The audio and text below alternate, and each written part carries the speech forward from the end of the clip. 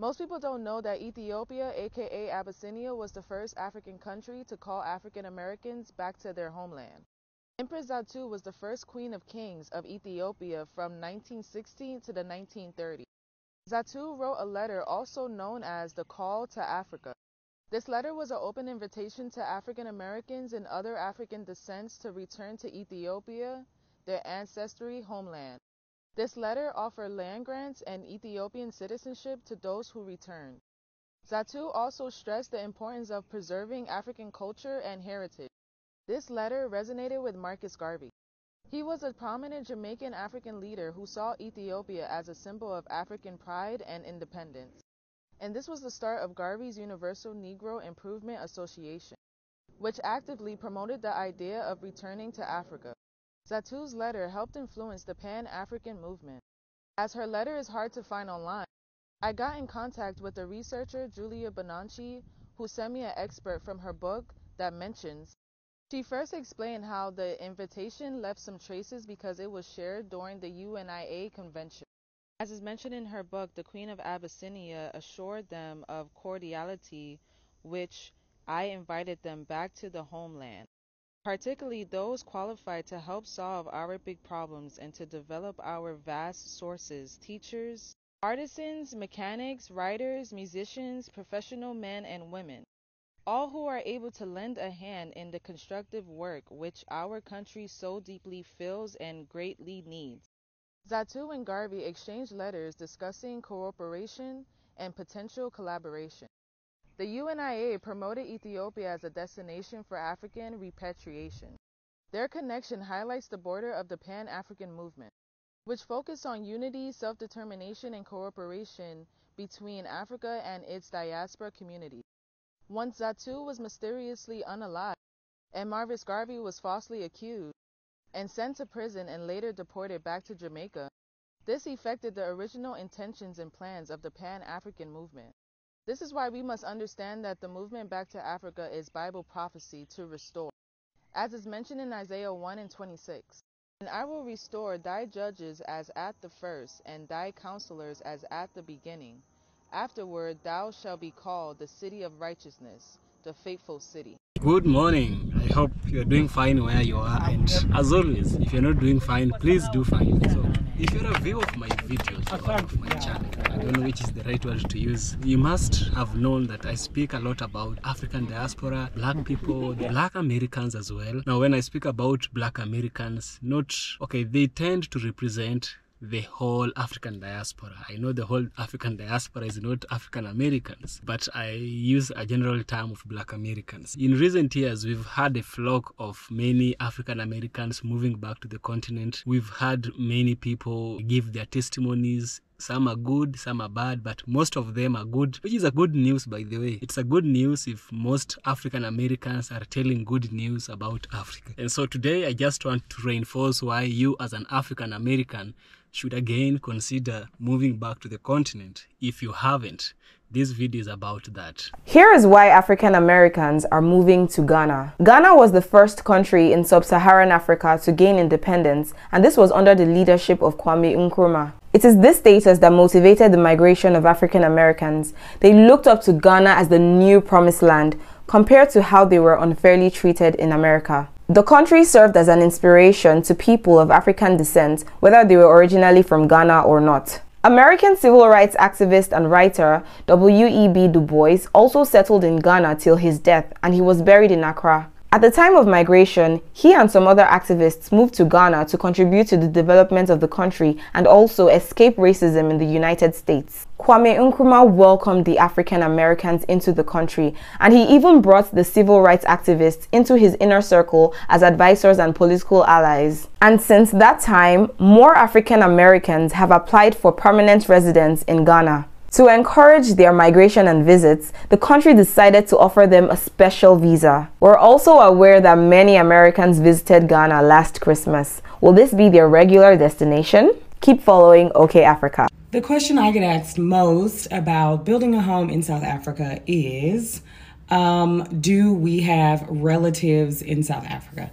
My husband and I are not South African. We're both multi-generational African American. which means that our great-grandparents' great-grandparents' great-grandparents' great-grandparents were born in the Americas and came to America via the transatlantic slave trade. But we have been visiting South Africa consistently for over a decade, over 10 years. And we've gone to many cities. We stayed many weeks. We have fallen in love. We made some really meaningful connections.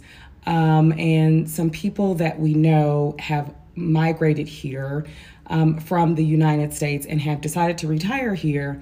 And that is really how we got started on our building a home in South Africa journey. We're not African Americans. We're Sudanese Americans. Yeah, we are African Americans because Sudan is in Africa, so we're African Americans. I know that. That's a whole nother thing. Because Dr. Umar actually we are African created his own by definition. the term, and that's why some Black Americans say they don't want to be called African Americans because they don't feel like they have any ties to Africa. I think reparations should be different for African Americans compared to us because we just got here. No, we don't. They need deserve most of the reparations. I'm gonna tell you this right now. We shouldn't even be in the conversation of reparations because we're not descendants of slavery. Reparations from the how we were colonized in Africa. Yeah, we can get reparations from France and Britain and them, but we don't need to get reparations here at all. Yeah, we'll never get it. Can I ask this question? What are the nuances or parallels to the South Sudanese or African with the Black American experience? When I was growing up, most of my friends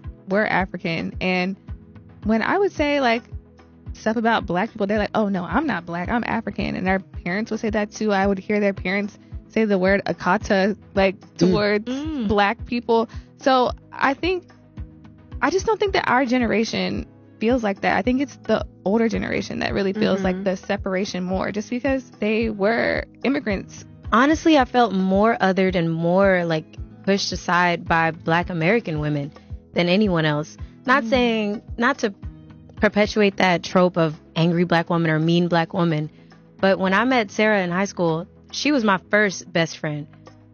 All the way up until high school, I had never had a close friend that was Black.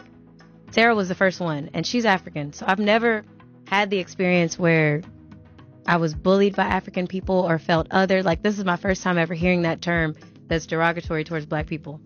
Oh, the akata term? Yeah, this is my first time ever hearing that. I've never heard that either. Yeah, I've never used it. So let's be honest, that's a West African term, and it's not to separate East Africans versus West Africans, but more tension when it comes to these specific issues when it comes to West Africans and African Americans, because there is historical context. Yeah, they're in closer proximity. Ethiopia was the first African country to invite Black Americans and African descendants all over the world to come back to their ancestral homeland. As an Ethiopian myself, it makes me really sad to talk about this because I never learned it in school. No one talks about this, and this history is hidden from us. We understand why this huge history, relevant history, is hidden from us, because the enemy benefits from us dividing. If this is achieved, if Africa becomes united and becomes under a total Black rule situation, what then happens to the more than 13 million Blacks in America? How do they relate to your Pan-African theory? The conditions will materially change. In the first place, now Africans the world over will have to be respected. If your home is not in order, certainly you cannot expect respect living in somebody else's house. So the relations will change, and the relationship with Africans themselves will change. We say one of the biggest problems that an oppressed people face is this problem of consciousness, and consciousness is a result of awareness and ability to understand things. Africans all over America think that Africans have never done anything and cannot do anything. Consequently, once Africa is unified and socialist, being one of the richest continents on the face of the earth, should be one of the most powerful. Consequently, their relationship vis-a-vis Africa will change, and vis-a-vis other citizens of the world, other nations and races of the world. So, the African continent, with its rich history, diverse cultures, and economic potential, it presents an opportunity on Black Americans and the African diaspora to connect with their roots. After centuries of separation, of course, that which was caused by the Cape Coast Castle, that which was caused by the transatlantic slave trade. There is a growing movement that encourages black people around the world to consider returning to Africa. So you understand that African Americans are moving here. We have a history of slavery between Africans and the African Americans. That is not rocket science. So I'll just give a brief discussion about this. Some Africans still don't understand why African Americans move here. It is an essential thing to revisit the history that displaced millions of Africans.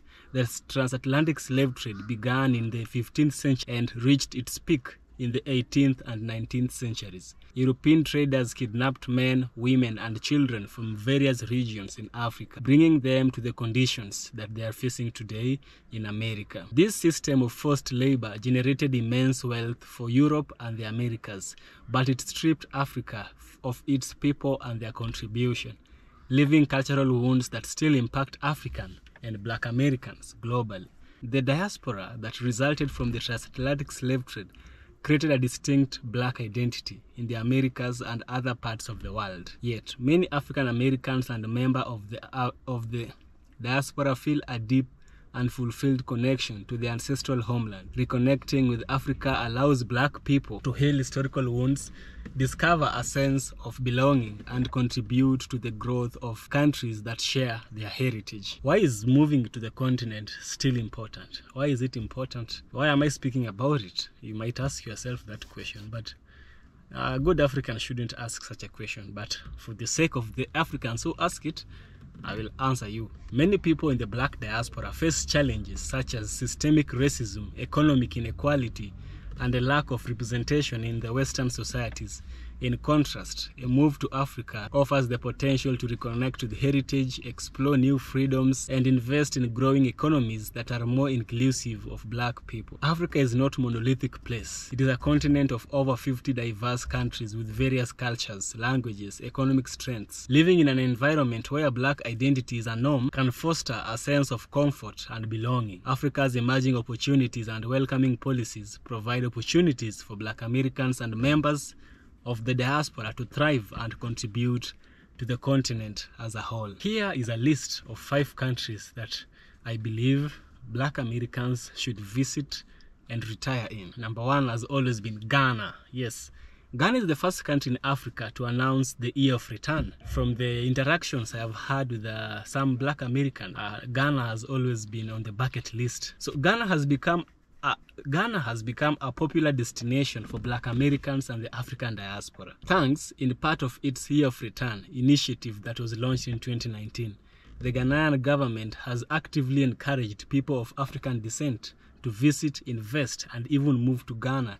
This program was a powerful gesture to acknowledge the historical connection between Africa and the diaspora. Ghana has many advantages, including English. Stability and language is something which encourages African Americans to move to Ghana as well. So Ghana is known for its political stability, and its English is widely spoken, making it an easier transition for black Americans. It doesn't have the most affordable cost of living, but it's better than the one you have in the USA. So I can fully say relatively it has an affordable cost of living. Relatively, I repeat. Yeah, if you're an African American thinking of going to Ghana, you may want to visit Cape Coast Castle. I hear a lot of terrific things happened there. Community and support networks in Ghana. The growing number of expatriates from the black diaspora has led to established communities and support systems, creating like a group for them to meet up, speak about their problems, share, and all this and that, which I think is really, really important. You know, if you're a people from a different group or a different country and you meet in a different country, in a foreign country, I think it's good when you come together, create a group, an initiative that tends to collect you. This is a form of security. This is a form of togetherness. The second one is Senegal. Senegal is also a country that African Americans are preferring to move to. The infamous Gore Island, a site associated with the transatlantic slave trade, serves as a reminder of the deep connection between Senegal and African descendants worldwide. Senegal has launched initiatives to make it easier for black Americans to gain residence. Senegal has a welcoming culture as well. Senegalese people are known for their hospitality, and their country has a lively cultural scene, the music, art, and festivals. Senegal's official language is French, which may appeal to Black Americans who are fluent or wish to learn a new language. Affordable real estate in Senegal. Cities like Dakar offer affordable real estate option, making it attractive to those looking to buy property over there. The third one is Rwanda.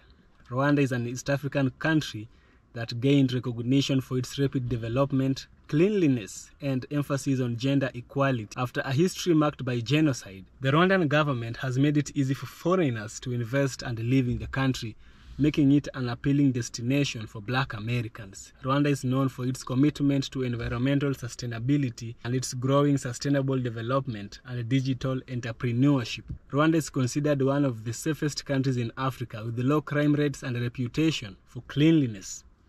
Odemaya knows this is true. The fourth one, we have South Africa. South Africa, where is my country, Kenya? Fourth is South Africa, most developed country in sub-Saharan Africa with advanced infrastructure and diverse cities like Johannesburg and Cape Town.